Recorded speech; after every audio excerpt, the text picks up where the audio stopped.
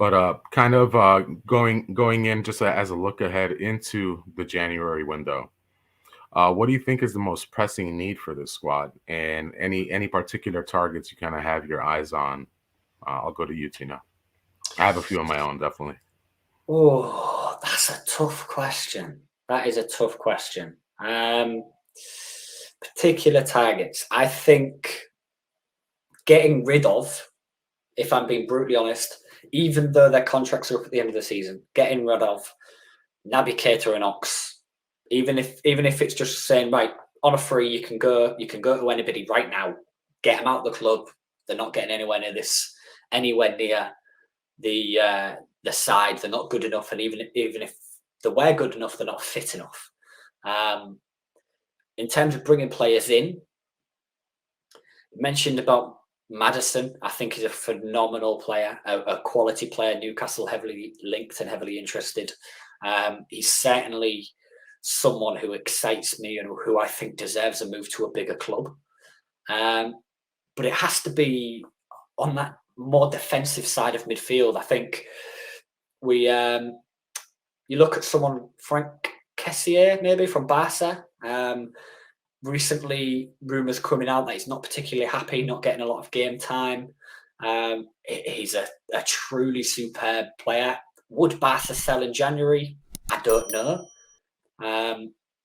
He's a truly phenomenal player, an absolute beast of a player. And I think in terms of freshening up that midfield, he would be a phenomenal signing. That has to be the main one, maybe a defensive midfielder or someone in that midfield to allow us to rotate a bit more comfortably. Fabinho looks shattered, if we're all being honest. He looks absolutely shattered. He doesn't look on it. Getting someone in that role, and maybe someone just a tad bit higher than him. Frenkie de Jong, another Barcelona player. That's brilliant timing for that comment. But Frenkie de Jong, a phenomenal central midfielder. Two players who are really phenomenal and deserve to be playing a lot more than they are. And I think in January they are probably the most realistic. What about you, Kev? There's some good targets named there, and Sebastian leaning more towards the defensive midfielder. What do you think, Kev? What should we target come January? I agree. I think we need something to back up Fabinho at the minute because we've lost that kind of his role at the minute. He looks lost for some reason, and I don't know whether it's a tail off from last season or the fact that he's trying to cover as many positions as he can and can't manage to do it. So he looks worse. The Brighton lad, Casino, I thought had a very good game against us, and it looks very well. Although 50 million is probably a bit too high for him, but he's worth a look at. I think someone mentioned PSV's Sengare before. I quite like the look of him as well. I think he would be a good backup as well. Tielemans, I'm being honest. Everyone mentions Tielemans, but I don't see it with him at all. To be honest, I've seen flashes of him of how good he is, and then I've seen that he's got no legs in certain games. Like he played against us in the League Cup last season. He's great on the ice, scores worldies, but I just don't get it. I would like us to go for Ruben Neves myself from Wolves. I think he would be a quality player to bring in, especially if you're getting rid of the likes of Ox and the likes of anyone else as well. It's an upgrade, and it's a prime example of what an upgrade should look like for me. How about yourself, Rigo? Any others or similar to what we've just mentioned? I'd take two or three out of all of those mentioned. Just throw them in a hat and pick them out, and I'd be more than happy with at least two of those midfielders mentioned. We definitely need at least in the kind of the age bracket of 23 to 25 year old midfielders, or even younger if possible. In the case of Moises Caicedo, to come in and give us the runners in the midfield, because we're absolutely getting just thrashed and played through the midfield much too easily.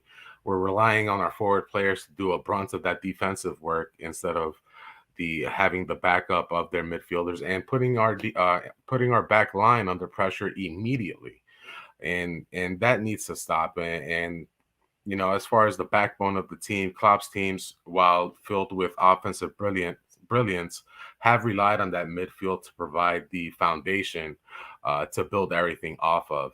So definitely, I would target a double swap, double move there with PSV for Sangare and Cody Capo as well.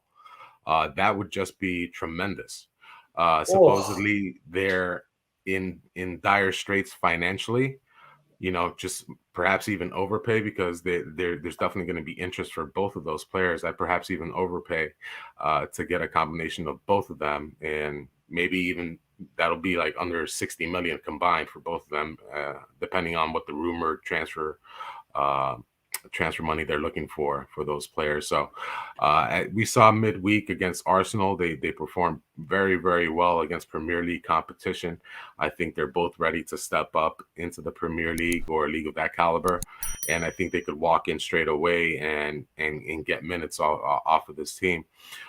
In the combination with the midfield, I definitely think we need a speedier winger options than what we currently have now. We're trying to play a game without the pieces in order to be successful. And unfortunately, I feel like Klopp has his hand tied behind his back, whether FSG or his own fault or a combination of. And unfortunately, we're seeing that match day in and out with the lineups that he throws out there, and he doesn't have anything on the bench to kind of change things up for them. The losses of back-to-back weeks of Diaz and Jota definitely have taken a lot of the impetus from this, the offense of the squad. We're relying on Nunez to run and run and run every single match, and as well as Salah. And as some of the comments there mentioned before, we can't expect these players. It's not a game of FIFA. We can't expect them to perform at a 9.0 rating level every single match 3 times a week. They're not robots there. But hopefully we do make a couple of moves. Personally, Caicedo would be remarkable for me. I'm half Ecuadorian, so bring him on. We'd have a Spaniard. We have Spaniards and Ecuadorians on the squad. I'm all for it. But that price of 85 million pounds, holy cow! With that scares me off. I don't know about you guys. Yeah, that's mad. Considering how little he's played recently over the last two, like how young he is and how quickly that price bracket has just gone from like 10, 15 going to Brighton and then 50 as soon as Liverpool are interested, and now 85. Just wow. Wow. Just that's mad. The one player I think we haven't mentioned who I adore and I think deserved a bigger move was is it Enzo Fernandez, maybe from one of the Portuguese teams, Benfica, I think, off the top of my head. I think Kris got the wrong name here. He said Gonzalez from Benfica, but it's Enzo Fernandez, the 21-year-old Argentinian. Yes, man. He unlimited ceiling. He is a very, very talented player. He can move that ball, can he? He really can. He really can. The one player I think nobody's mentioned, which, as much as it doesn't suit the bracket in which I think we should go for, and there's a couple of maybe things that with regards to him that stand out where you're a bit concerned, is N'Golo Kante. Contracts up at the end of the season. This is a mad one, by the way. Contracts up at the end of the season. Yes, he's been a bit injury prone of late, but in terms of versatility in that midfield, like a bit is underselling it. Bruh, in terms of versatility in that midfield, can play DM, can go a bit high. He's got an engine to die for. Yes, injury wise, he's been on the floor recently, which is a major concern. But man, contracts up at the end of the season. Is that something maybe Chelsea would be willing to forego, or maybe get him for cheap potentially, depending on? I don't know. Man, I love him as a player, and I'd love to see him at Liverpool. Maybe it's just 3 or 4 years too late. Yeah, like immediately, sorry, yeah, we can't go after a guy who's seen the medical table more than the field this season. We've had enough of those. We have way too many of those currently on the squad there. But yes, by all means, everyone on planet Earth, I believe, is in love and loves N'Golo Kante. And how can you not? I'd certainly welcome him on the free, on the reduced wages as a rotation player, because I think that's where he's kind of headed now. He's already into his 30s, but who doesn't love N'Golo Kante? I'll second you on that one there, Tino.